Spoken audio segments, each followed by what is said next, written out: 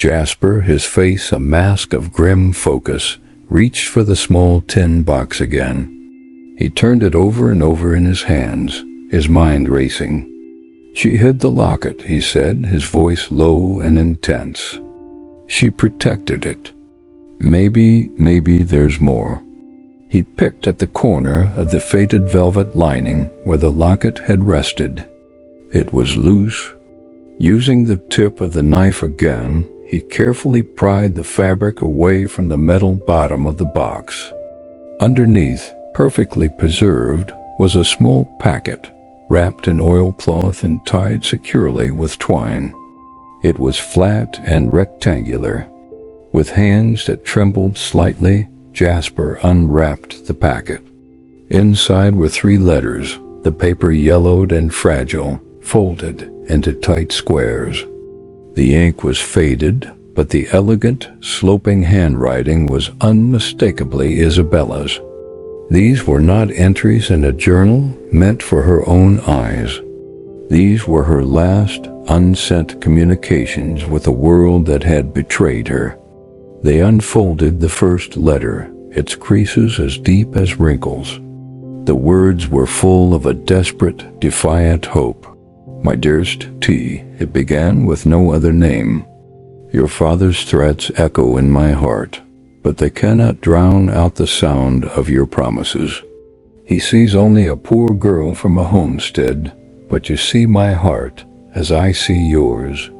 Wealth and status are cages, my love, and tonight we shall fly from them. I will be at our oak. I will not doubt you. Forever yours, Isabella." The second letter was written in a more hurried, urgent hand. The ink was slightly smeared in one corner, as if by a tear or a drop of rain. "Theron, we must be swift. The whispers in town have grown cruel, and my own family looks at me with fear in their eyes. There is a reason for our haste, my love, a reason I have held close until I could tell you in person, on our way to our new life. There will be 3 of us on that journey. A new life begins within me, Theron. Our child. This is no longer just about our love, but about the family we are to become. Do not fail us. Please do not fail us." Elara let out a soft, pained gasp. A child. Isabella had been pregnant. The stakes of that long-ago night suddenly became infinitely higher, her betrayal infinitely more cruel. The final letter was almost unrecognizable. The handwriting was jagged and broken, straying from the lines. It was a portrait of a soul shattering. "The sun has risen. A new day has dawned, and with it, the death of all my dreams. I waited all night, Theron. Every shadow was you. Every gust of wind was the sound of your horse. But you did not come. The dawn brought only cold and the news from town, which travels faster than any horse. You are married. You stood before a preacher with her, the heiress, while I stood alone in the dark, with our child stirring beneath my heart, waiting for a ghost." The letter continued a rambling, heart-breaking account of her walk home in the cold morning light, the shame she felt, the knowledge that she was trapped. But it was the final paragraph that delivered the last devastating blow. "My father saved for years to buy this plot, this small piece of the world for us. Oak Creek was to be my dowry. It was all we had to offer.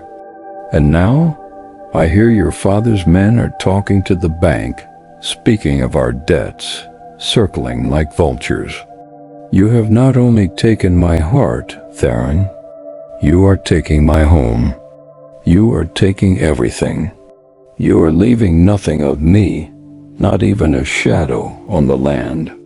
They sat back, the 3 letters lying on the table like an indictment. The whole sordid story was finally complete. It was a tale of forbidden love, a secret pregnancy, and a gutless betrayal. But it was more than that. It was a calculated, ruthless scheme. Theron Blackwood, faced with losing his inheritance or his love, had chosen wealth. But his family had not stopped there. They had systematically dismantled Isabella's life and her family's future, hounding them until they could seize the very land that was her last connection to the world, the land that held the secret of her betrayal. Silas Blackwood wasn't just trying to protect his father's reputation. He was protecting the criminal origins of his entire fortune. The Oak Creek Ranch wasn't just a nuisance. It was the one piece of evidence that could prove the Blackwood empire was built on a lie fertilized by the tears of a heartbroken girl. They now held that evidence in their hands. The locket, the letters, the truth. It was a weapon, powerful and dangerous. The silence of the kitchen was broken only by the ticking of the clock on the mantelpiece, each tick counting down to a reckoning that now felt terrifyingly inevitable. A palpable shift occurred in the valley, a subtle tightening of an invisible string. Silas Blackwood may not have known about the locket or the letters, but he could feel the change. He saw it in the way Elara held her head higher when she rode through town, a new, steely resolve in her eyes. He saw it in the way the quiet drifter, Jasper, no longer looked like a temporary fixture, but like a man who had planted roots in the very soil Silas craved. The whispers in the saloon were different, too. The talk was less about the poor, stubborn Vance girl and more about the strange alliance at Oak Creek. His control, once absolute, was fraying at the edges, and the sensation was intolerable. Charm had failed. Intimidation had failed. Desperation began to curdle into a dark and reckless rage. The time for subtlety was over. Jasper had to go. The trap was set on a day Jasper had to ride to the next town over, a half-day's journey, to fetch a specialized part for the water pump. A sense of foreboding hung in the air as Elara watched him ride off, his figure shrinking against the vast, empty landscape. "Be careful," she'd said, the words feeling thin and inadequate against her rising anxiety. He had simply nodded, his gray eyes serious, both of them knowing the warning was about more than just a long ride. On his return journey, as the sun began its descent, Jasper guided his horse through a familiar stand of cottonwoods that huddled near the dry creek bed. It was a shortcut, a quiet, secluded path. It was there they were waiting for him. Silas and his two most brutish ranch hands stepped out from behind the trees, blocking the path. Silas wasn't smiling. The polished veneer of the gentleman was gone, stripped away to reveal the raw ugliness beneath. "I offered you the easy way out, Drifter," Silas said, his voice a low growl. "You should have taken the money." Jasper reined in his horse, his body tensing. He didn't reach for a weapon. He knew this wasn't a gunfight. This was meant to be a beating, a brutal message delivered by fist and boot. "I don't work for you, Blackwood," Jasper said, his voice calm and level, an island of stillness in the face of the coming storm. That calmness was a final spark on Silas's short fuse. With a roar of fury, he lunged forward, dragging Jasper from his horse. The fight was a whirlwind of vicious, desperate motion. Jasper was strong and quick, fighting back with a wiry resilience that surprised them. He landed a solid blow to one of the ranch hands, sending the man stumbling back with a grunt of pain. But he was outnumbered 3-1. and Silas was fighting with the wild rage of a cornered animal. A heavy fist caught Jasper in the jaw, and the ground came up to meet him hard. Back at the ranch, Elara paced the porch. The sun had touched the horizon, and there was still no sign of Jasper. Her anxiety had grown into a gnawing certainty that something was wrong. She could not wait, a helpless victim in her own story. Not anymore. She went inside, her movements decisive. From its place over the fireplace, she took down her father's old Winchester rifle. She didn't check if it was loaded. She knew it was. Her father had taught her that an unloaded gun was just a clumsy club. She strode to the barn, saddled her mare with trembling but efficient hands, and rode out towards the cottonwood shortcut, the place her gut told her he would be. She heard the sounds before she saw them, the grunts of effort, the sickening thud of fists, a cruel laugh from Silas. She spurred her horse, bursting through the trees into the clearing. The sight stole her breath. Jasper on the ground, struggling to rise, and Silas standing over him, his boot drawn back to deliver a vicious kick. The sound that split the air was not a gunshot.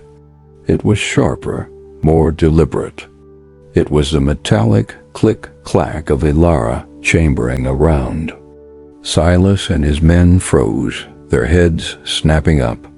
They saw her, perched on her horse at the edge of the clearing, the long barrel of the Winchester held steady, pointing not at any of them, but at the empty space between them. It wasn't a threat to kill. It was a promise that the rules had changed. "Get away from him, Silas," she said. Her voice didn't tremble. It was as cold and hard as river stone. Silas stared, his face a mask of disbelief and fury. Elara put the gun down. "This is men's business." "Not anymore," she replied, her eyes boring into his. "Everything that happens on my land or to the people on it is my business now." She urged her horse a few steps closer, the rifle never wavering. "I know what you're so afraid of everyone finding out. I know why you want this land so badly. I know all about your father." Then she let the name drop into the charged air between them, a single word to shatter his world. "And I know about Isabella." The name struck Silas with the force of a physical blow. The color drained from his face. All the rage, all the bravado, vanished in an instant, replaced by sheer, naked panic. He didn't know the details of what she'd found, but the fact that she knew the name, that forbidden, buried name, was enough. An armed woman who held the key to his family's ruin was not a problem he could beat into submission. He stood there for a long, silent moment, his chest heaving. He looked at the defiant woman on the horse, at the bruised but unbroken man on the ground, and he knew he had lost. For now, with a final venomous glare that promised retribution, he spat on the ground. "This isn't over," he hissed, before turning sharply and stalking away into the trees, his men scrambling to follow him like chastened dogs. Elara waited until the sound of their footsteps faded. Then she slid from her horse, the rifle suddenly heavy in her hands, and rushed to Jasper's side, kneeling in the dust beside him. He was bruised, bleeding from a cut on his lip, but his eyes were clear. He looked up at her, at his fierce protector, and in the fading light of the violent evening, they both knew that there was no turning back. They had survived, but now they had to fight. Back at the ranch house, a scent of antiseptic filled the kitchen. Elara gently dabbed a cloth on a cut above Jasper's eye, her touch steady despite the tremor she felt deep inside. The violence of the ambush lingered in the air, a metallic taste of fear and adrenaline. They were safe for now, but they both knew it was only a temporary reprieve.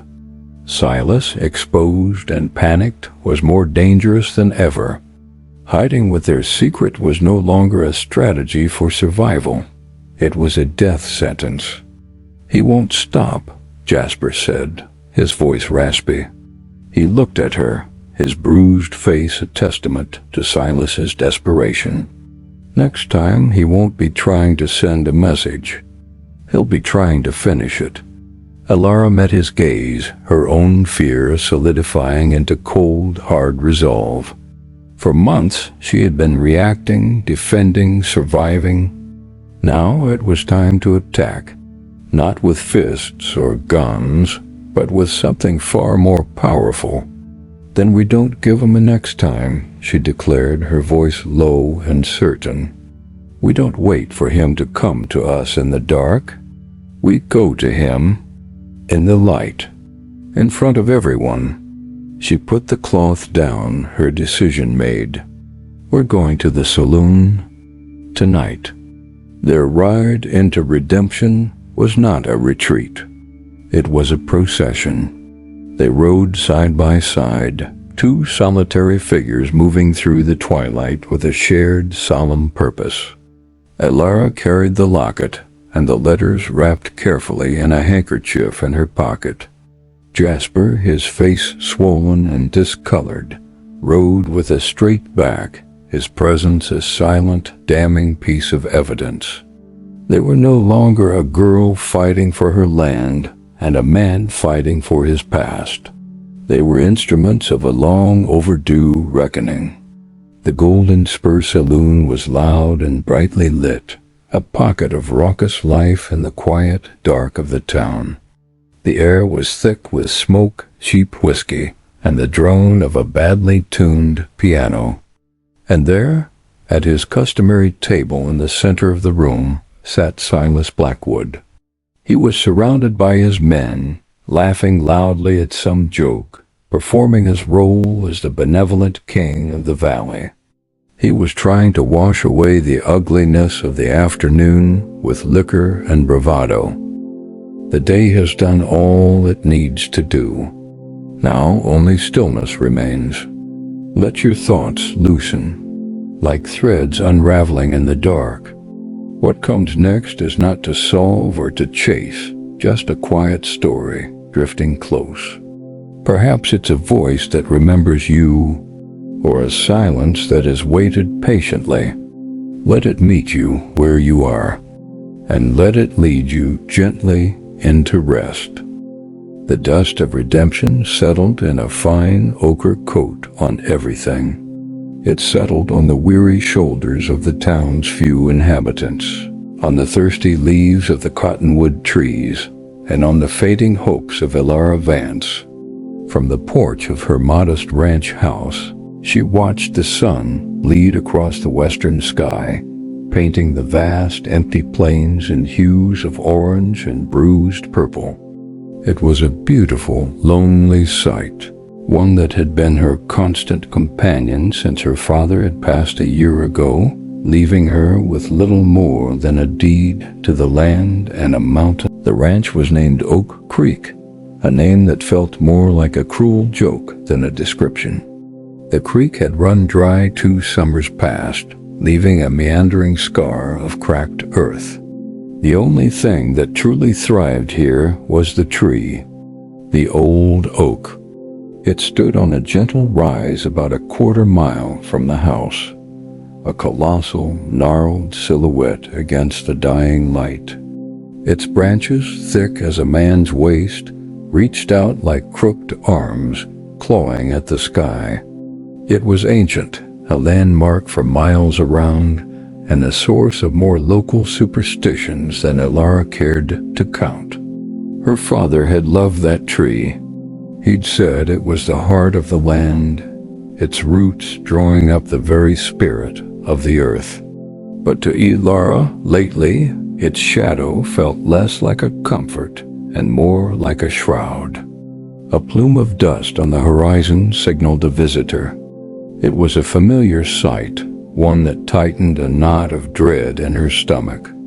A pristine black buggy, pulled by a pair of matching black geldings, rolled steadily up the long, neglected track to her home. It was Silas Blackwood.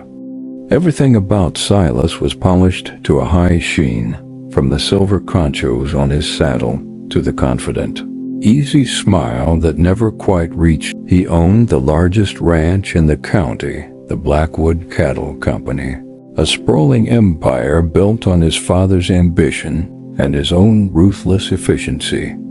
He was handsome, charming, and the wealthiest man for 100 miles.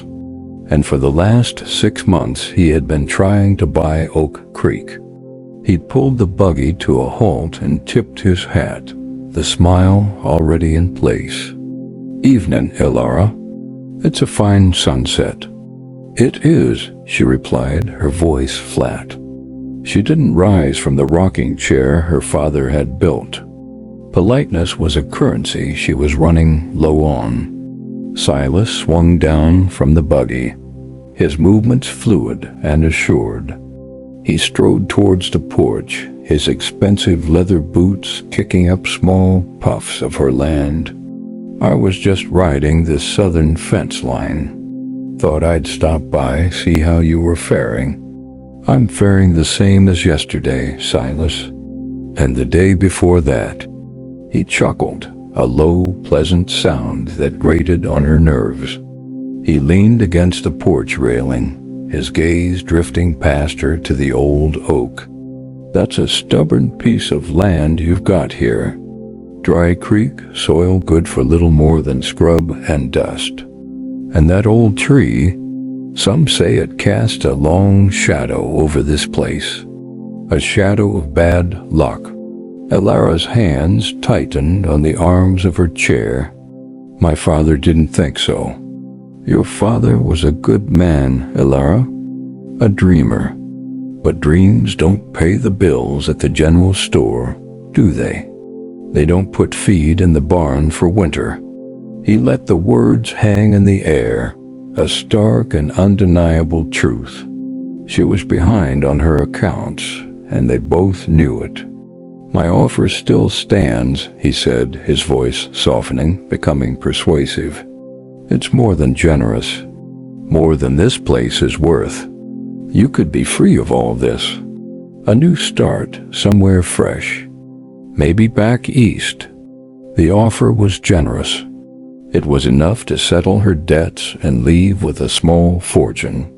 It was the sensible thing to do. Every logical bone in her body screamed at her to accept. But something held her back. It was more than just sentiment for her father's memory.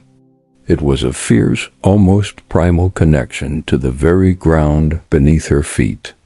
This land, this house, this struggle, it was hers. It was all she had left. "The answer is still no, Silas." His smile finally faltered, just for a second. A flicker of something cold and hard passed through his eyes before being masked again by practiced charm. "A woman can't run a ranch like this alone, Elara. It's a hard world." "Then I'll have to be harder." He stared at her for a long moment, his gaze intense. It felt less like he was looking at her, and more like he was assessing an obstacle. He straightened up, adjusting the brim of his hat. "All right, Elara. I won't press you. Not tonight." He turned and walked back to his buggy, the confident swagger returning. As he climbed aboard, he paused and looked back, not at her, but at the old oak, now almost a black monolith in the deepening twilight. "Just be careful," he said, his voice carrying on the still evening air. "Some roots go deep, and sometimes when you dig them up, you find things that were better left buried." He flicked the reins, and the buggy turned, rolling away in a cloud of its own importance, leaving Elara alone in the growing dark. The air grew cooler. The last sliver of sun vanished, and the stars began to prick the velvet sky. Her gaze was drawn, as it always was, to the tree. Silas's words echoed in her mind, unsettling her more than his offer of money ever could. Things that were better left buried. The wind sighed through the oak's ancient branches, a sound like a long, slow exhalation. For the first time, Elara felt a genuine shiver of fear. The shadow of the old oak tree seemed to stretch, to lengthen, creeping across the parched earth until it touched the very edge of her porch, as if reaching. A few days later, a new kind of dust settled in redemption. It was stirred by the worn-out boots of a stranger. He drifted into town not with a bang, but with a quiet stillness that was, in its own way, more disruptive. In a town where every face was a known story, his was a blank page. He wasn't a cowboy, not in the swaggering way of Silas Blackwood's men. He didn't have the look of a prospector, eyes wild with a glint of gold fever. He was lean, with shoulders that spoke of work, not idleness, and hair the color of sun-bleached wood. His eyes, though, were what people noticed. They were a deep, quiet gray, and they seemed to see everything, absorbing the town's tired rhythm without comment. He took a room at the boarding house and spent his days in a manner that fueled low-murmured speculation over cracked coffee cups and warm beers. He spoke little, but he listened well. In the general store, while pretending to inspect a shovel handle, he'd overhear conversations about the failing crops and the scarcity of water. In the saloon, nursing a single drink for over an hour, he'd catch whispers about Silas Blackwood's expanding influence and Elara Vance's stubborn refusal to sell her father's land. He asked few direct questions, but when he did, they were always subtle, circling back to one subject: the Oak Creek Ranch and the ancient tree that dominated its landscape. Back at the ranch, Elara was locked in a losing battle with a broken well pump. The handle hung limp and useless, the mechanism rusted and jammed. The cattle were thirsty, and the trough was nearly dry. She had spent the morning wrestling with it, her knuckles scraped and her temper frayed. Every grunt of effort, every failed attempt, was a fresh reminder of Silas's words. A woman can't run a ranch like this alone. The thought chafed like a raw rope burn. It was in the midst of this sweaty, frustrating despair that she looked up and saw him. The stranger was standing by the corral fence, having approached so silently she hadn't heard him. He wasn't looking at her, but at the old oak on the rise. There was a strange intensity in his gaze, a focused stillness that made him seem like a part of the landscape itself. "Can I help you?" Elara called out, her voice sharper than she intended. She was in no mood for visitors, especially not silent, staring ones. His gaze shifted from the tree to her. He walked over slowly, his steps measured. He stopped a few feet from the well. "Looks like you've got a fight on your hands," he said. His voice was low and steady, like the rumble of distant thunder. "I'm managing," she lied, wiping a smear of grease from her cheek with the back of her hand. He didn't call her on the lie.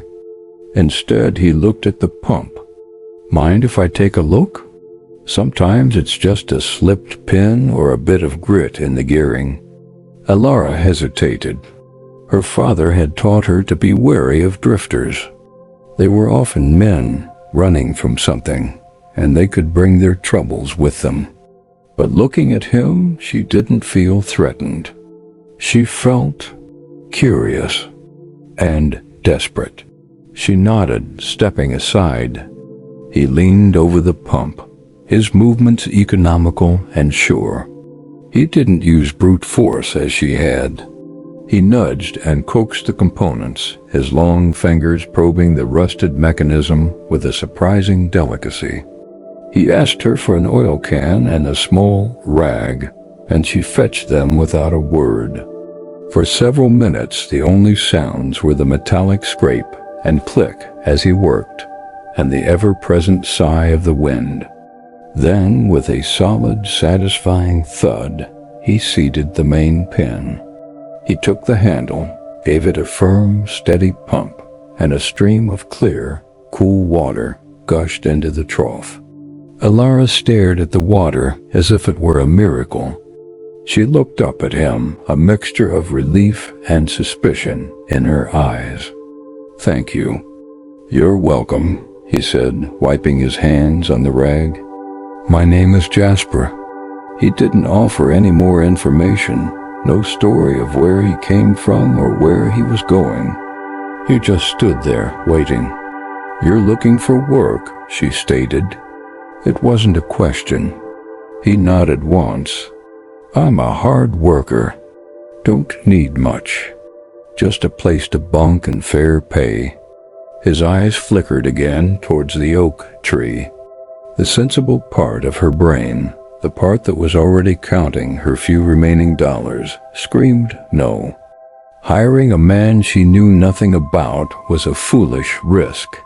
But the part of her that was exhausted, the part that felt the weight of the ranch pressing down on her, saw the answer to a prayer standing right in front of her. He had fixed her well in 10 minutes when she had toiled for hours. She needed help. "The bunkhouse is empty," she heard herself say. "The roof leaks, but it's dry for the most part. You can start tomorrow. I can't pay you much, not until I sell some cattle." "That's fair," Jasper said. An unspoken agreement passed between them. It was a transaction born of mutual, though entirely different, needs. That evening, as Silas Blackwood enjoyed a steak in the town's only restaurant, the sheriff stopped by his table. "Evening, Silas. Just thought you'd want to know. That new fellow, the quiet one? He's not drifting through. Took a job out at the Vance place. Elara hired him this afternoon." Silas paused, his knife and fork hovering over his plate. The pleasant smile he wore for the public didn't change, but his eyes went cold. An unknown man, a wild card, was now living on the one piece of land he desired most. He didn't like it. He didn't like it at all. He took a slow sip of his wine, his mind already working, calculating. The shadow of the old oak tree had just grown a little more complicated. Jasper settled into the rhythm of the ranch as if he'd been born to it. He rose before the sun, his quiet movements a stark contrast to the groaning protests of the old water pump he had tamed. He mended the sagging fence line that bordered Silas Blackwood's property, his hammer blows echoing with a steady, metronomic beat. He spoke to the cattle in a low, calming voice, and they seemed to respond, their usual skittishness around strangers melting away under his patient care. He was a phantom of efficiency. He rarely needed to be told what to do. He simply saw a need and met it. A loose shutter, a wobbly table leg, a patch of stubborn weeds, they would all be silently and expertly tended to by the day's end. Elara found his presence both a comfort and a constant, low-grade mystery. They worked for hours in a silence that was companionable, not awkward. Yet she knew no more about him than she had on the day he arrived.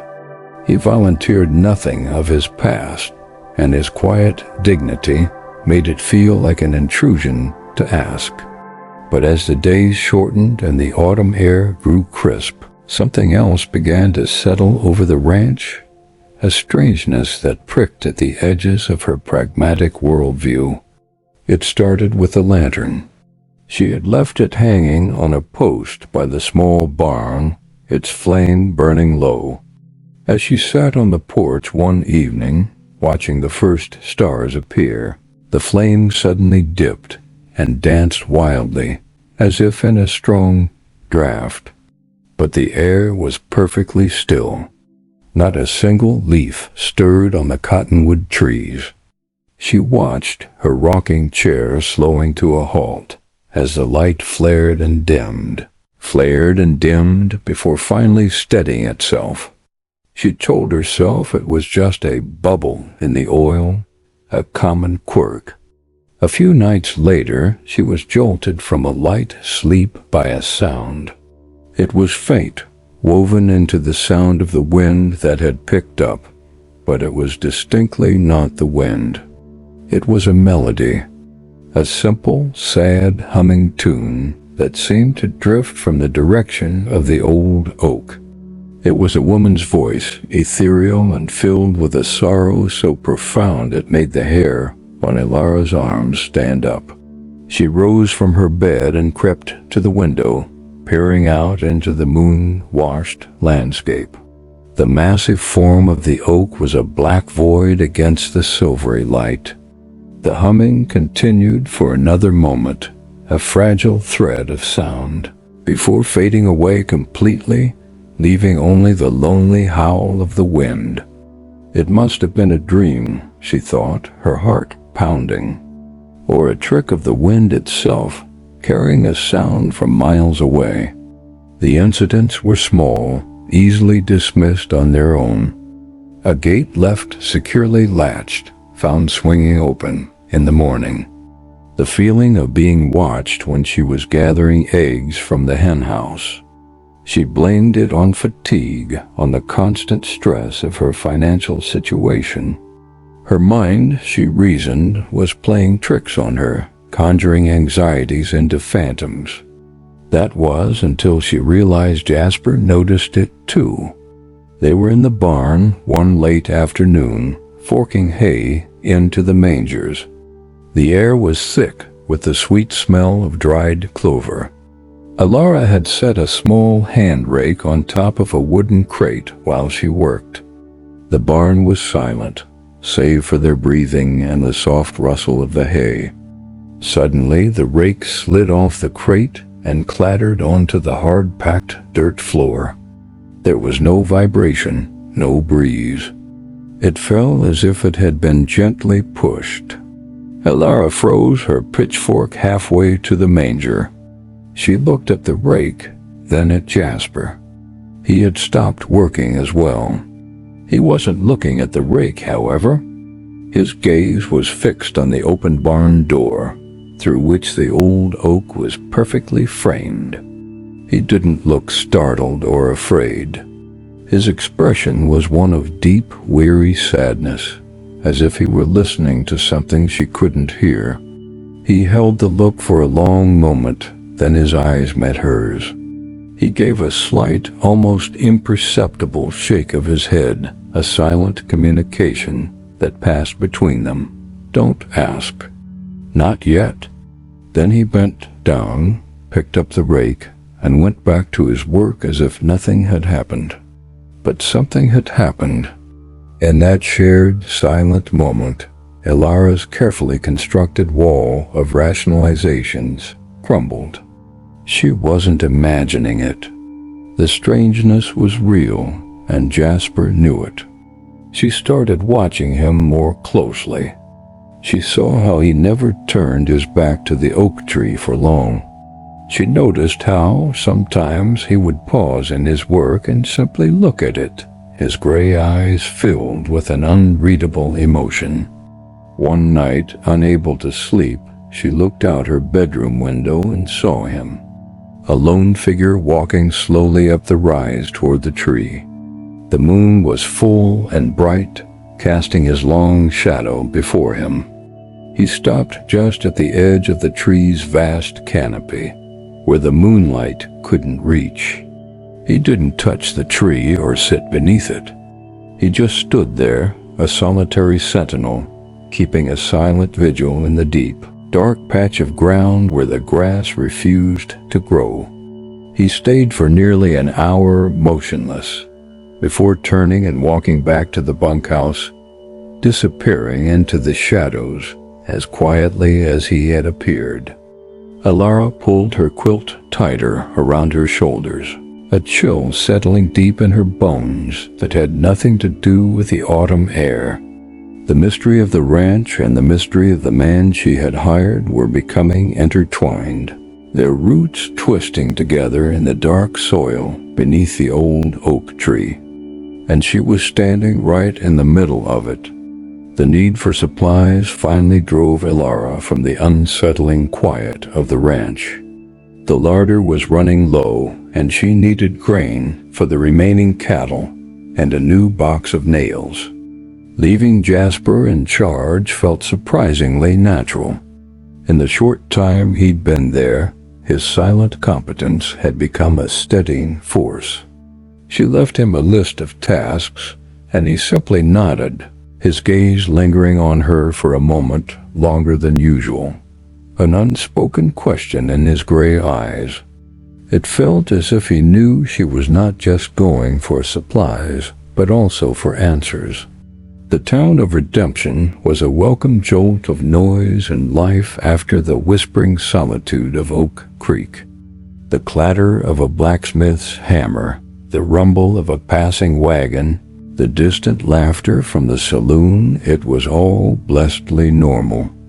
Her destination was the heart of the town, Miller's General Store.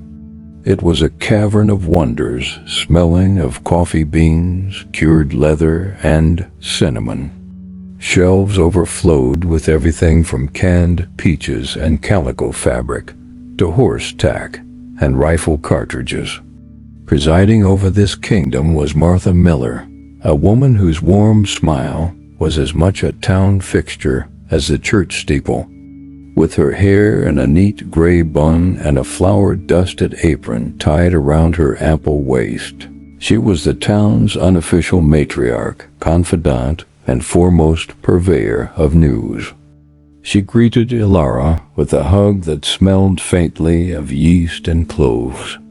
"Elara, child, you look tired right down to your bones," Martha said, her shrewd eyes scanning Elara's face with genuine concern. "Is everything all right out there? That ranch is a heavy burden for one person." Elara forced a smile. "Just the usual struggles, Martha. The work never ends." "It's more than that, I think," Martha said, lowering her voice as she began gathering Elara's items. "You've got a shadow in your eyes. The same one your father had some days. It's that place. It's that tree." She paused, leaning over the counter, her expression turning serious. "Has it been active?"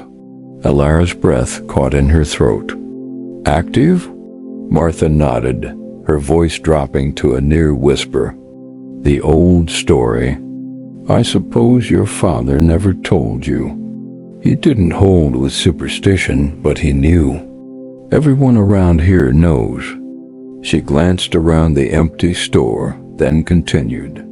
"They call her the weeping bride of the oak. The story goes back a generation. A young woman, Isabella was her name, lived on a small homestead right where your ranch is now. She was as pretty as a spring morning, but her family had nothing. She fell in love with a young man from a powerful, wealthy family." Elara felt a cold knot form in her stomach, the humming, the feeling of profound sadness. "He promised her the world, of course," Martha went on, her eyes distant, lost in the telling. "Promised to marry her, to defy his family for her. The old oak was their secret meeting place. One night, they were meant to elope. She packed her small bag and went to the tree to wait for him, but he never came. He jilted her, see, left her standing there alone. Martha sighed, the sound heavy with second-hand sorrow.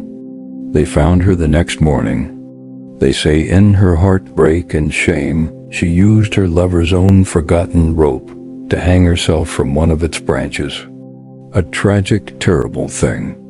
Ever since, folks say her sorrow stained the place.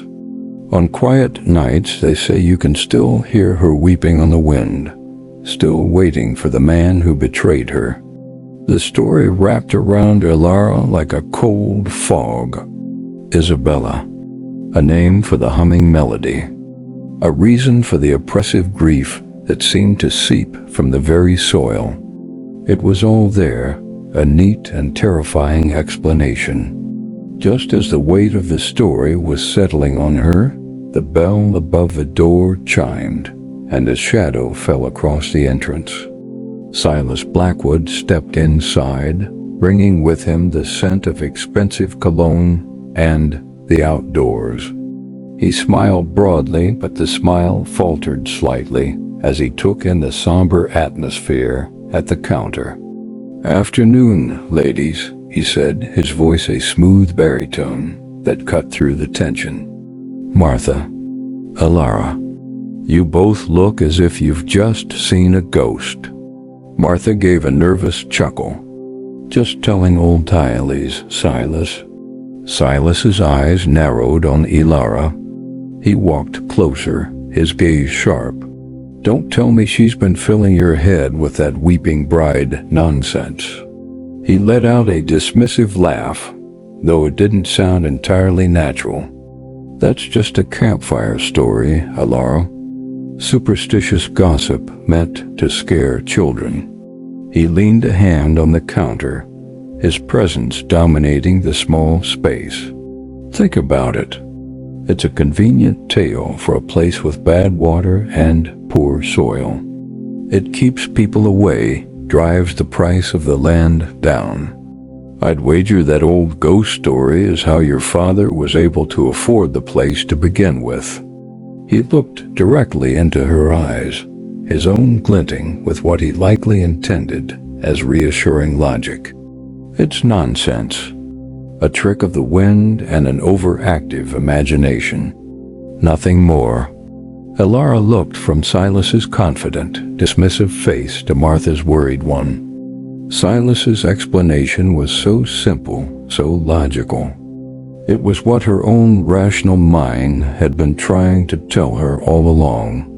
And yet his denial was too quick, too forceful. It felt less like a reassurance and more like an order, an insistence that she believe him. She paid for her supplies, her hands moving mechanically. As she left the store, stepping back out into the stark sunlight, she felt more adrift than ever. She had come to town seeking clarity, but had only found a deeper confusion. Was Oak Creek haunted by the tragic spirit of a jilted bride?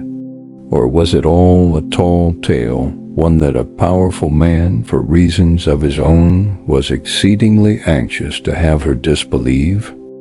Elara returned from town with a troubled mind, the legend of the weeping bride and Silas's swift denial warring within her.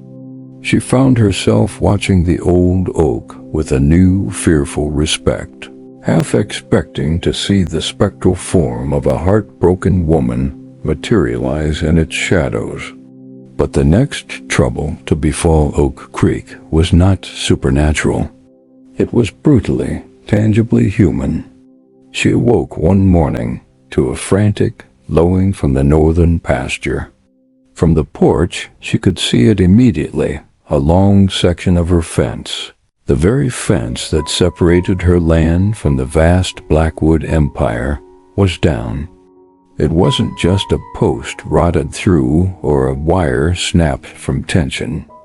The thick wooden posts were splintered, and the wires were cut clean through, the metal ends glinting in the morning sun. A dozen of her best cattle, nearly a quarter of her herd, were gone, having wandered through the deliberate breach onto Silas Blackwood's property. A hot, helpless anger surged through her. This was no accident. This was a message delivered with the subtlety of a sledgehammer. It was a calculated act of aggression designed to cripple her, to prove his point that she couldn't manage alone. Jasper was already there when she stormed out of the house, his face grim as he surveyed the damage. He didn't say "I told you so" or offer empty platitudes. He simply looked at the cut wires, then at Elara's pale, furious face. "I'll start on the posts," he said, his voice a low, steady anchor in her sea of rage. "You should ride over. Tell them you're coming for your herd. Best to do it official-like." The ride onto Blackwood land was humiliating. Two of Silas's ranch hands met her at the break in the fence, their faces set in masks of feigned ignorance. "Well, look at that," one of them drawled, pushing his hat back. "Looks like your fence gave out, ma'am. Lucky for you, these critters didn't wander too far." "My fence was cut," Elara said, her voice shaking with restrained fury. The man just shrugged. "Wind does funny things. We pinned, and for you, Mr. Blackwood's orders. He's always looking out for his neighbors." The condescension was suffocating. They watched her, their smirks barely concealed, as she drove her cattle back through the gap. It took the rest of the day for her and Jasper to repair the fence, a long, grueling task under the hot sun. They worked in silence, the shared injustice forging a stronger bond between them than weeks of conversation could have. As they hammered the last staple into place, Elara looked at her scraped, blistered hands. This was a new kind of fight, and she wasn't sure how to win it. The confrontation came 2 days later in the dusty main street of Redemption. Elara had needed to see the blacksmith about a new set of hinges, and Jasper had offered to come with her to hold them back. As Elara was settling the bill, Jasper waited outside. That's when Silas appeared, flanked by the same 2 ranch hands who had mocked Elara. They moved to block Jasper's path, their casual stances doing little to hide their intent. Elara saw it happen from the blacksmith's open doorway, her heart seizing in her chest. "Well now," Silas began, his voice dripping with false congeniality. "If it isn't the mysterious handyman. I hear you're good at fixing things, Drifter.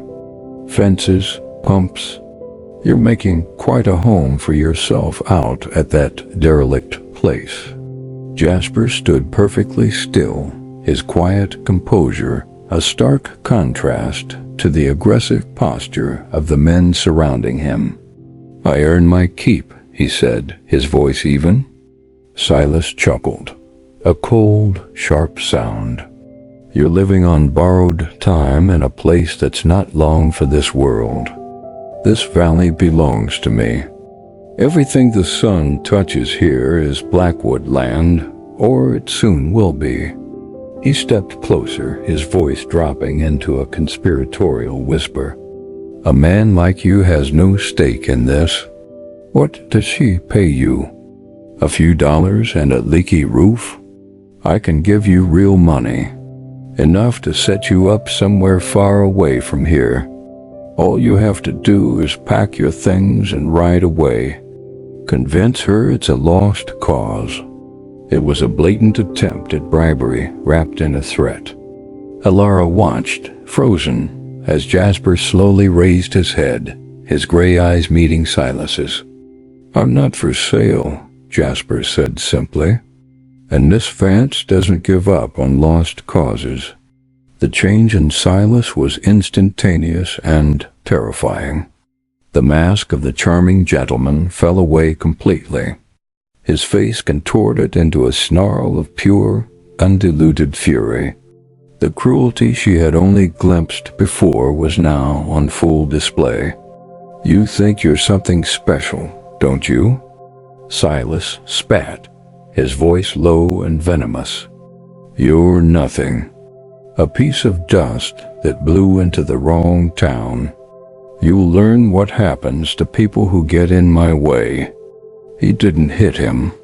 He was too clever for a public brawl. But the violence in his eyes was unmistakable. His men shifted, their hands moving closer to their hips. Jasper didn't flinch. He just held Silas's gaze, unblinking, until Silas, seeming to realize he was losing control in the middle of town, finally broke away with a frustrated hiss. "Enjoy the dust, drifter," he sneered, before turning on his heel and stalking away, his men following like loyal hounds. Jasper stood there for a moment in the sudden silence. Then he turned and his eyes found Elara in the doorway. He saw the shock and fear on her face, but he also saw something else, understanding. In that ugly public display, Silas Blackwood had shown his true colors. He wasn't just a ruthless businessman. He was a cruel, vindictive bully. And Jasper, the quiet stranger, had just proven himself to be the only person willing to stand up to him. The lines weren't just drawn anymore. They were a chasm, and she and Jasper were standing firmly on one side, with Silas on the other. In the days following the confrontation in town, the air at Oak Creek, with a silent understanding. The unspoken truce between Elara and Jasper had been forged into a quiet alliance, solidified by a shared enemy. They worked with a synchronized purpose, their movements around the ranch a well-rehearsed, if wordless, ballet. The threat of Silas Blackwood loomed over them, a constant pressure that pushed them closer together, turning the lonely ranch into a two-person fortress. The strange whispers and flickering lights at the edge of Elara's perception no longer felt like a threat, but like a shared secret she was on the verge of understanding. One evening, after a long day of reinforcing the very fence that had been cut, Elara watched from the porch as Jasper, instead of heading to the bunkhouse, walked slowly up the gentle slope toward the old oak. It was a familiar pilgrimage, one she had witnessed many times from her window.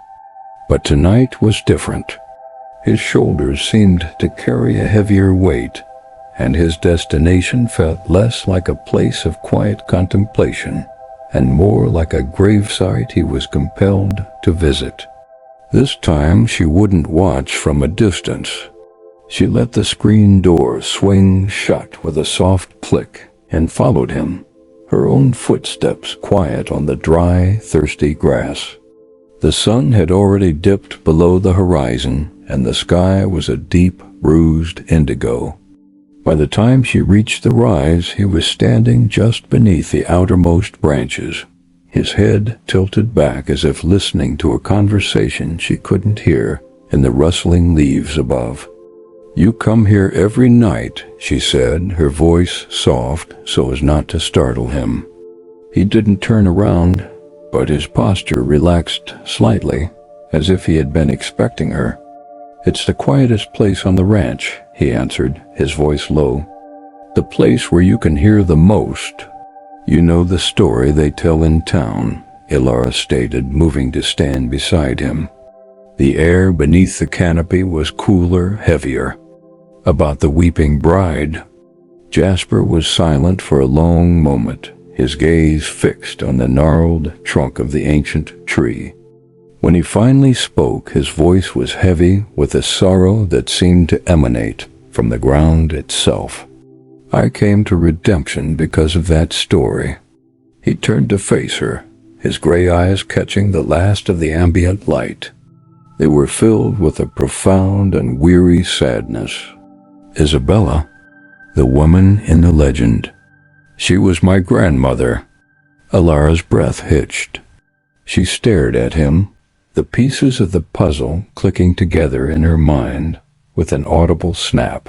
His mysterious arrival, his knowledge of the ranch's strange occurrences, His silent vigils at the foot of this tree, it was all connected. He reached into the inner pocket of his worn jacket and pulled out a small, leather-bound journal, its cover softened and cracked with age. He handled it with a reverence that spoke of its immense value. The story the town tells? It's a lie, a cruel one that has shamed her memory for over 30 years. He opened the journal to a page marked with a faded ribbon. My mother gave me this. It was my grandmother's. She wrote in it every day. The town legend says she took her own life, that she hanged herself from this tree. He shook his head, a gesture of deep, inherited pain. It's not true. She waited here, yes. She waited all night for the man she loved, the man who promised to run away with her. And he never came. He looked from the journal to the tree, and then to Elara. She didn't die here. She went home, back to her family's little homestead. She was heartbroken, shamed. A few months later, a fever took hold in the winter. The doctor called it pneumonia, but my mother always said she died of a broken heart. She died in her own bed, surrounded by what little family she had. She was buried in a small, unmarked grave that's long been lost. Elara listened, her heart aching for the young woman in the story, and for the grandson who stood before her, trying to reclaim a truth that had been buried for decades. But the story, why would anyone invent something so horrible? A lie is a powerful tool, Jasper said bitterly. Easier to dismiss a poor girl's tragedy if you paint her as unstable, sinful. A suicide's ghost story is just a spooky tale. But the story of a girl from a poor family, betrayed and abandoned by a man from a powerful one, that's a different kind of story. That kind of story has consequences. He finally told her the true purpose of his quest. Her journal is full of him, his promises, their plans. But she never once wrote his name. Not once. It's as if she was protecting him, even as he betrayed her. I came here to find out who he was, to find out why a man would promise a woman everything, and then vanish into thin air, leaving her to face the world alone and allowing such a vicious lie to become her legacy. He looked up at the vast, dark branches above them. The humming you hear, the feeling of sadness in this place. It isn't the haunting of a woman who gave up. It's the sorrow of a woman whose story was stolen from her. She can't rest because the truth has never been told. Elara looked from Jasper's earnest, pained face to the immense, silent tree. It was no longer just a feature of her landscape or the source of a local ghost story.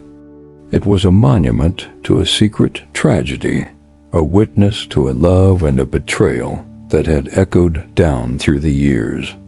And Jasper was not just a drifter, not just a ranch hand.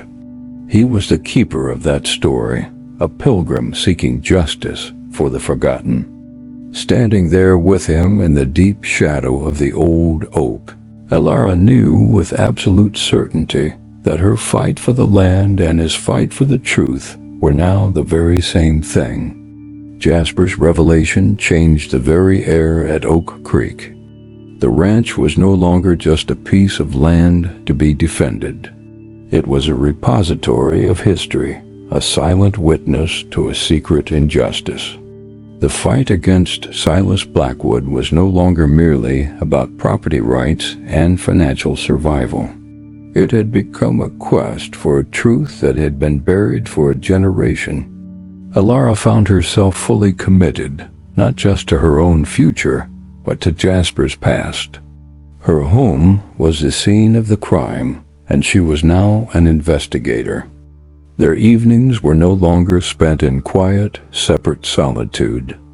Instead, they would sit at the simple wooden table in her kitchen, the warm glow of an oil lamp pushing back the shadows, and pore over the delicate, spidery script in Isabella's journal. The pages told a story not of a weeping ghost, but of a vibrant young woman, full of hope and a deeply felt love. She wrote of clandestine meetings under the stars, of shared dreams for a future that seemed as bright and boundless as the prairie sky. The entries made the tragedy of her betrayal all the more profound. She was not just a legend. She was a person, her voice reaching out to them from across the years, pleading to be understood. It was Elara who found the passage. Her finger traced the faint, cursive words, her brow furrowed in concentration. "He gave me a silver promise to wear near my heart," Isabella had written. "But it is too precious, too dangerous for wandering eyes. So I have hidden my heart's likeness where our love first took root, safe from the sun and the storms, until the day we can show our true faces to the world." "My heart's likeness," Jasper murmured, looking up from the page. "A portrait. It must be a locket. And where our love first took root." Elara began, her eyes instinctively drawn to the window, towards the dark silhouette of the tree. "It has to be the oak." A new energy sparked between them, an urgent sense of purpose. The journal held the key, and the tree held the lock. They couldn't wait. That night, armed with 2 lanterns and a small garden trowel, they walked together up the rise. The moon was a slender crescent, offering little light, and their lanterns cast long, dancing shadows that made the familiar landscape seem strange and alive. As they reached the tree, the air grew still and heavy, just as it had on previous nights. But this time Elara felt no fear. She felt an expectant hush, as if the world was holding its breath. They began their search near the massive trunk, the lantern light creating small pools of yellow in the immense darkness. The ground was hard-packed and stubborn. For the first hour they found nothing but dirt and stones. Elara began to feel a familiar pang of despair. Perhaps it was a fool's errand, a desperate hope based on a young girl's poetic words. Then it began. Faintly at first, then growing in clarity, the humming melody drifted through the branches above them. It was Isabella's sad, simple tune. But tonight it didn't sound distant or mournful.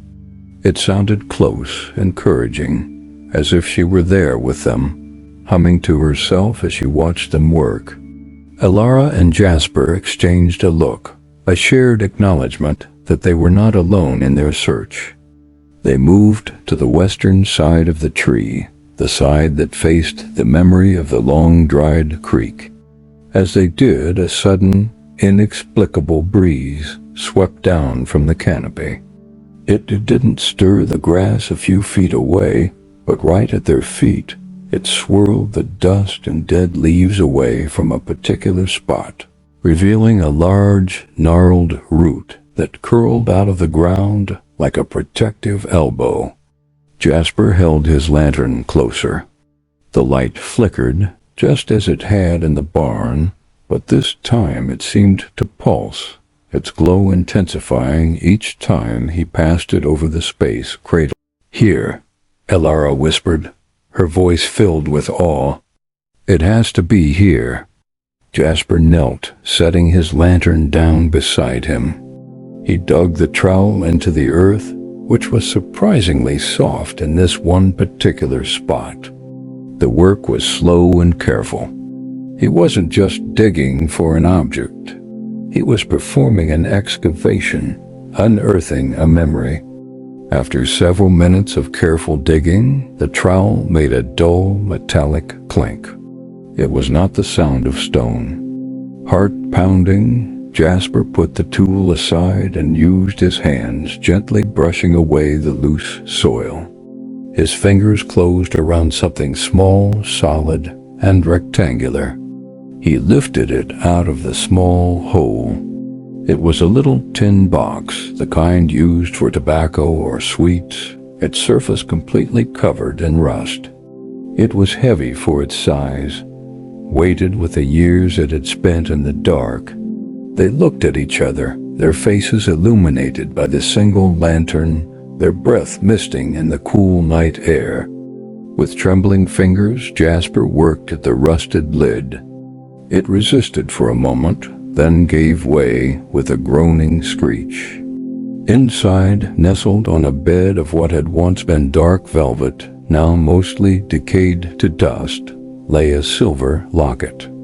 It was tarnished almost completely black, but on its surface they could just make out the elegant, swirling engraving of a single initial, I. Jasper carefully lifted it from the box. It felt cool and heavy in his palm. A tangible piece of his grandmother's story, a secret kept for 30 years now resting in his hand. The humming sound faded, and the wind died down, leaving only the sound of their own unsteady breathing in the profound silence of the night. They had found it. Now they just had to find the courage to open it. They didn't speak on the walk back to the ranch house. The night seemed to hold its breath around them, and the silver locket in Jasper's hand felt as heavy as a tombstone. The weight of the past, of a life lived and lost, was a tangible presence between them. In the warm, steady light of the kitchen, the locket seemed anachronistic, a relic from a darker, more secret time. Jasper placed it gently on the center of the wooden table, and they both stared at it, this small, tarnished vessel of truth. "It's been closed for a long time," Elara said, her voice a hush. "Be careful." Jasper nodded. He picked it up again, holding it as if it were a fragile bird's egg. He examined the tiny clasp, crusted with the dirt and verdigris of 30 years. Using the tip of a small knife, he worked at it with painstaking patience, his movements as delicate as when he'd fixed the well pump. Elara watched, her hands clasped tightly in her lap, her knuckles white. With a faint, dry click, the locket sprang open. They both leaned in, peering at its contents under the lamplight. The left side was empty, a shallow, oval-shaped hollow. But within it lay a tiny, exquisitely braided lock of chestnut-brown hair, tied with a thread of gold. Isabella's. It was a piece of her, a silent testament to her side of the story. But it was the right side that held their gazes captive. Behind a small, slightly clouded pane of glass was a photograph, a miniature tintype portrait. It was the face of a young man, no older than 20. He was strikingly handsome, with dark, confident eyes, a firm jaw, and an air of easy arrogance. He was dressed in a fine suit, the kind rarely seen in Redemption, a sign of wealth and breeding. This was him, the man from Isabella's journal, the man who had promised her everything and given her nothing. Jasper stared at the face, a storm of emotions crossing his own. It was the face of a ghost, the architect of his family's long-held sorrow. To him, it was the face of a stranger, but not to Elara. She leaned closer, her eyes narrowing. A strange, jarring sense of familiarity struck her. She had seen that face before. Not in town, not in person, but in the dusty, silent archives of her own family's past. "Wait," she breathed, pushing her chair back abruptly. "Wait right here." She left the kitchen and walked down the short hall to her father's study.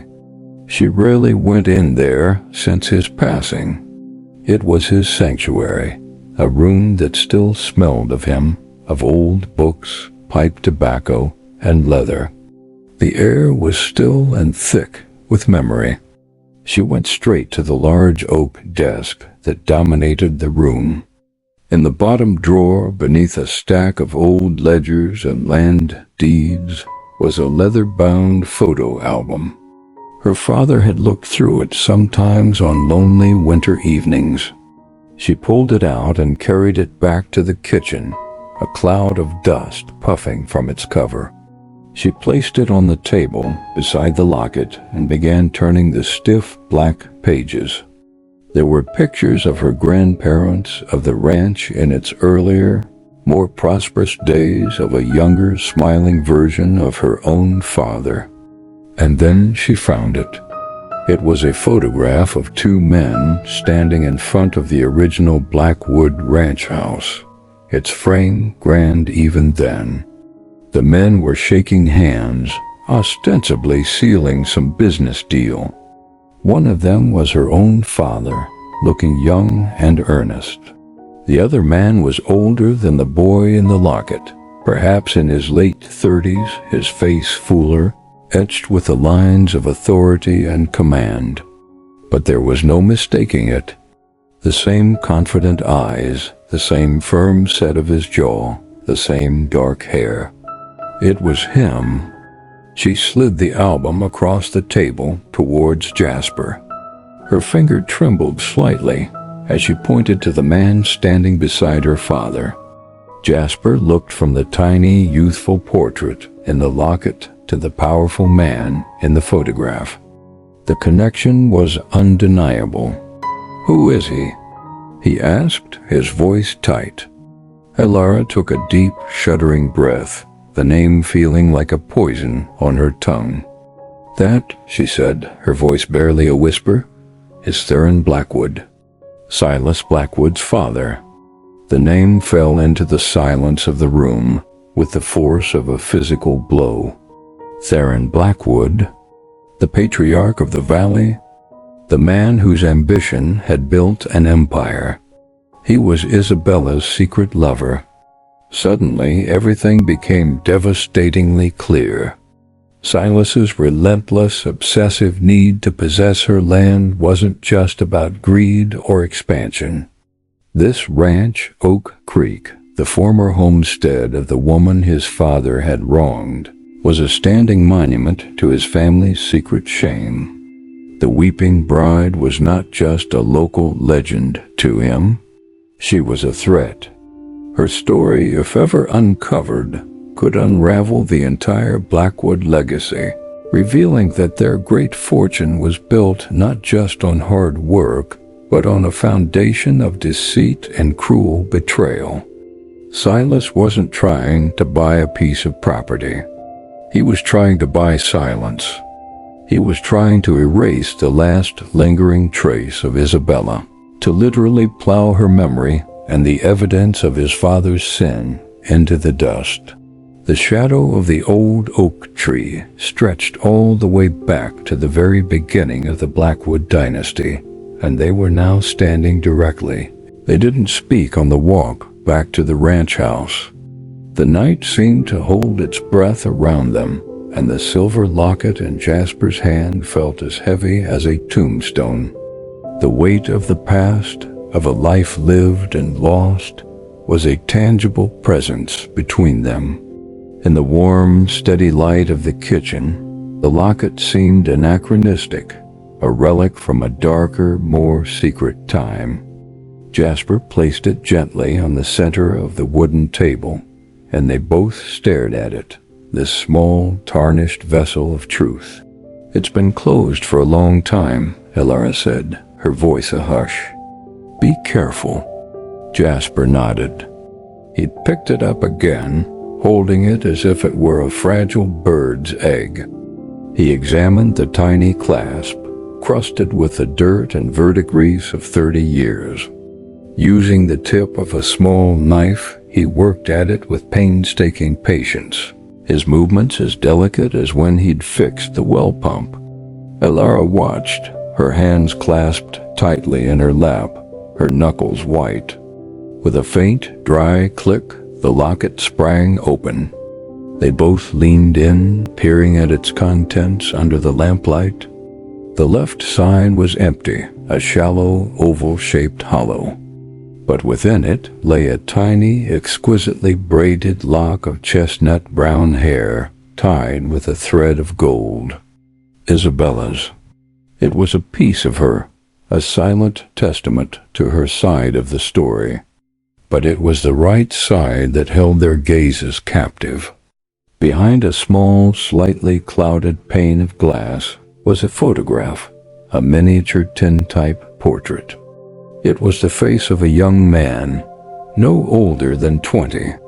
He was strikingly handsome, with dark, confident eyes, a firm jaw, and an air of easy arrogance. He was dressed in a fine suit, the kind rarely seen in Redemption, a sign of wealth and breeding. This was him, the man from Isabella's journal, the man who had promised her everything and given her nothing.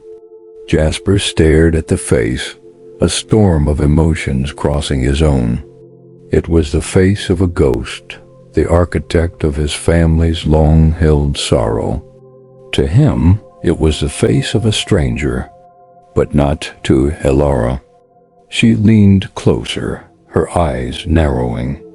A strange, jarring sense of familiarity struck her. She had seen that face before. Not in town, not in person, but in the dusty, silent archives of her own family's past. "Wait," she breathed, pushing her chair back abruptly. "Wait right here." She left the kitchen and walked down the short hall to her father's study. She rarely went in there since his passing. It was his sanctuary, a room that still smelled of him, of old books, pipe tobacco, and leather. The air was still and thick with memory. She went straight to the large oak desk that dominated the room. In the bottom drawer, beneath a stack of old ledgers and land deeds, was a leather-bound photo album. Her father had looked through it sometimes on lonely winter evenings. She pulled it out and carried it back to the kitchen, a cloud of dust puffing from its cover. She placed it on the table beside the locket and began turning the stiff black pages. There were pictures of her grandparents, of the ranch in its earlier, more prosperous days, of a younger, smiling version of her own father. And then she found it. It was a photograph of two men standing in front of the original Blackwood ranch house, its frame grand even then. The men were shaking hands, ostensibly sealing some business deal. One of them was her own father, looking young and earnest. The other man was older than the boy in the locket, perhaps in his late 30s, his face fuller, etched with the lines of authority and command. But there was no mistaking it. The same confident eyes, the same firm set of his jaw, the same dark hair. It was him. She slid the album across the table towards Jasper. Her finger trembled slightly as she pointed to the man standing beside her father. Jasper looked from the tiny, youthful portrait in the locket to the powerful man in the photograph. The connection was undeniable. "Who is he?" he asked, his voice tight. Elara took a deep, shuddering breath, the name feeling like a poison on her tongue. "That," she said, her voice barely a whisper, "is Theron Blackwood, Silas Blackwood's father." The name fell into the silence of the room with the force of a physical blow.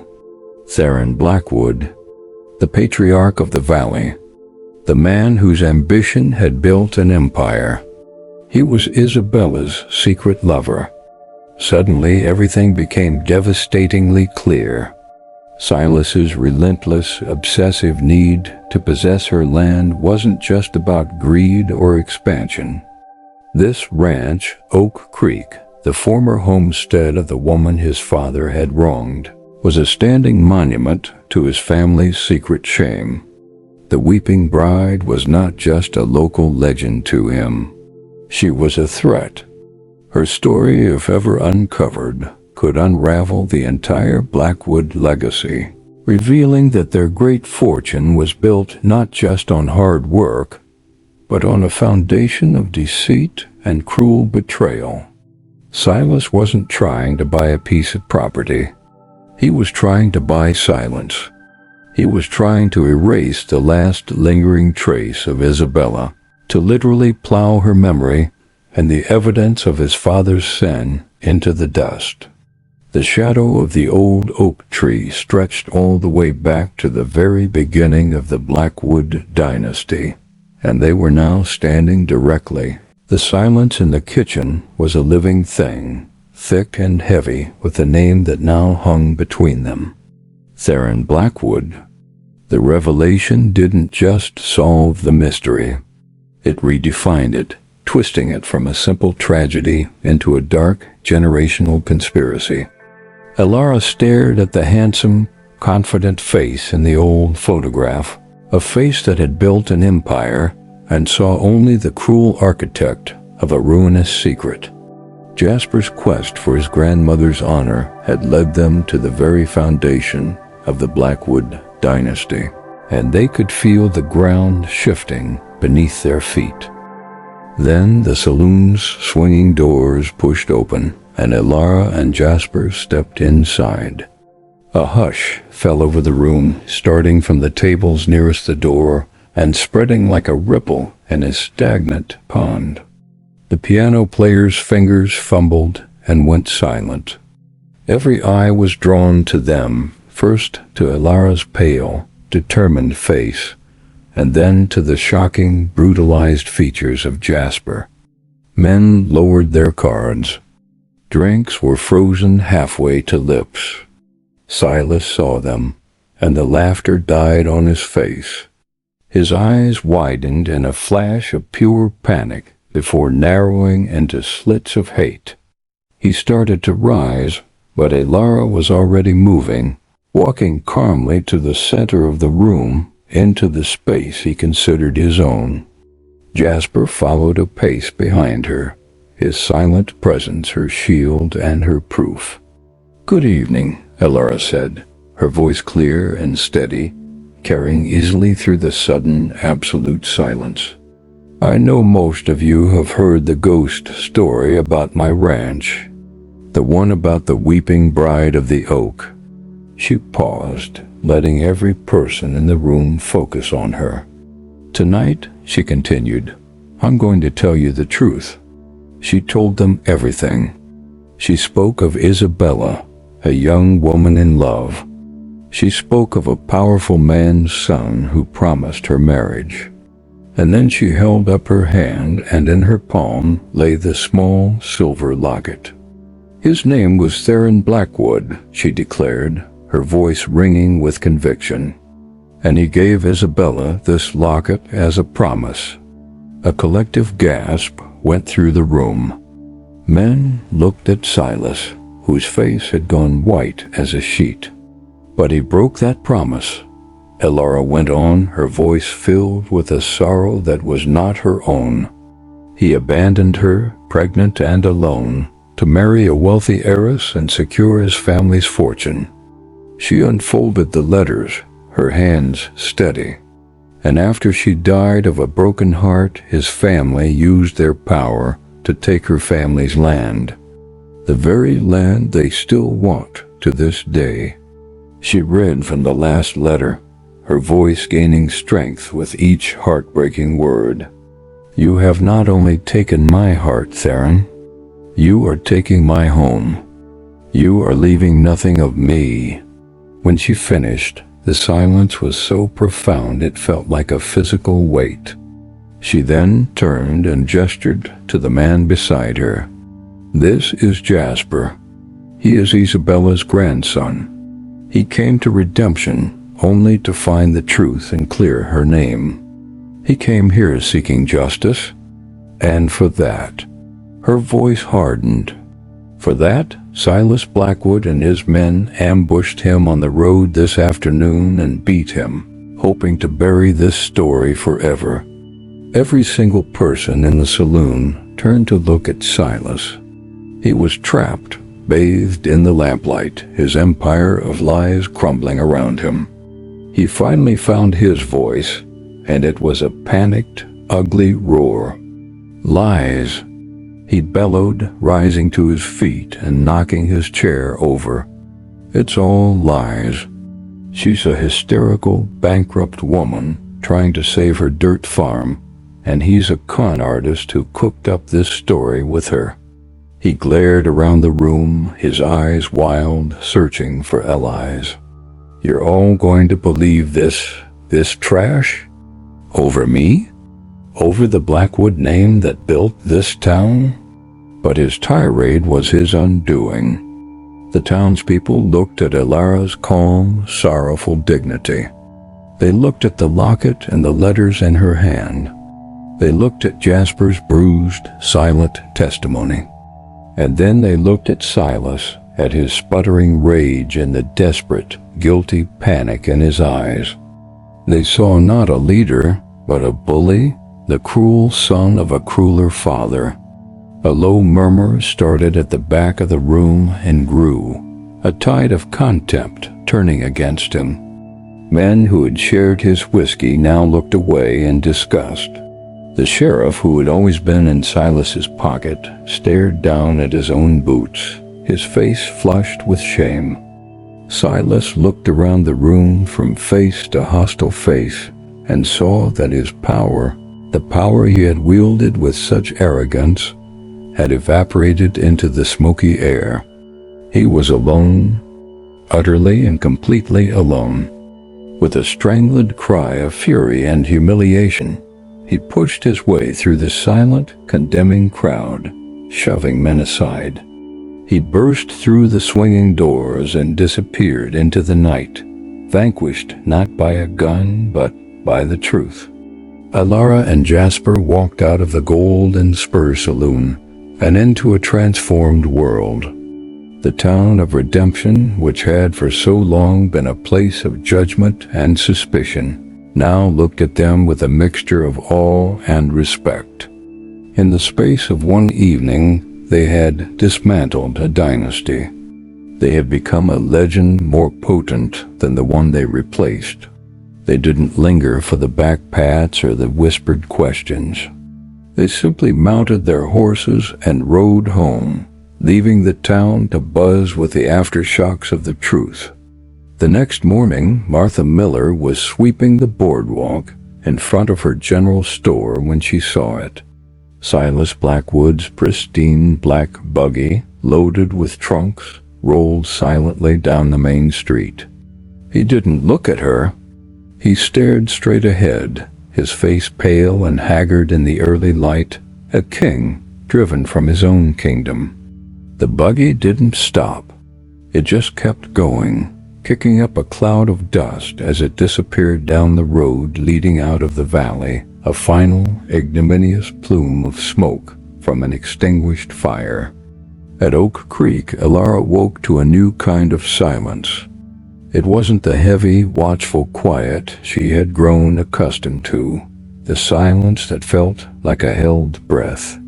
This was a light, peaceful silence, filled only with the gentle sounds of the prairie waking up, the distant call of a meadowlark, the soft rustle of the wind in the grass. She stepped onto the porch, a mug of coffee warming her hands, and took a deep breath. The air itself felt different, cleaner, lighter. The oppressive weight that had seemed to hang over the ranch, the perpetual sense of being watched, of sharing her home with an unseen sorrow, was gone. Completely. She spent the day waiting for it, listening for the faint, humming melody on the edge of the wind, for the flicker of a lantern in the still air, for the cold spot in the hallway. But there was nothing. The strange phenomena had ceased as abruptly as they had begun. Isabella's long vigil was over. Her story had been told, her name cleared of its slander, her betrayal brought into the light. Her sorrow, which had stained the land for 30 years, had finally been cleansed. Her spirit was at peace. Late that afternoon, when the sun was warm and golden on the land, Elara and Jasper walked together up the rise to the old oak. There was no sense of dread, no feeling of approaching a haunted place. The tree was simply a tree again, magnificent, ancient, its leaves whispering in the gentle breeze. Its shadow, stretching long across the ground, was just a cool patch of shade, a welcome respite from the sun. They stood beneath the branches, looking out at the sprawling vista of their ranch. "It's quiet," Jasper said, his voice full of a quiet wonder. He looked up into the canopy. "She's gone. She's free," Elara corrected softly. She thought of the young woman who had waited here, full of hope and fear, and felt a profound sense of peace on her behalf. "Thank you for bringing her story back, Jasper." He shook his head, turning to look at her. The bruises on his face were already starting to fade, replaced by the steady warmth in his gray eyes. "I didn't do it alone. She was my grandmother, but this is your land. You were the one who gave her a voice." They were silent for a long time, sharing the peaceful moment. The future, which had once been a terrifying, murky unknown, now seemed as clear and open as the sky above them. The ranch was still a struggle. The creek was still dry, but the weight of debt and despair had been lifted. It was no longer a burden to be endured, but a future to be built. "What will you do now?" Elara asked, though she felt she already knew the answer. "Your quest is over." Jasper looked away from her, his gaze sweeping over the golden fields, the humble ranch house, the land that held his family's history and his own future. "My quest led me here," he said simply. He turned back to her, and a small, genuine smile touched his lips for the first time. I think I'm already home." He reached out and took her hand. His fingers were warm and strong, calloused from work, and they laced through hers as if they were made to be there. In his touch, Elara felt the end of her loneliness. In his eyes, she saw not a drifter or a handyman, but a partner. A man who had stood with her, fought for her, and shared the deepest secrets of his past and her home. The shadow of the old oak tree no longer concealed a history of pain and betrayal. It was now a testament to resilience, to the enduring power of truth, and to the quiet, steady growth of a new love on old ground. Standing there together, hand in hand, they turned their faces to the setting sun, ready to build their own story in the light. Not all spirits seek to frighten. Some just wish to be remembered. If their tale lingered with you, let it rest with your breath. Sleep well tonight. And if you hear a whisper in your dreams, maybe it's just the end of the story.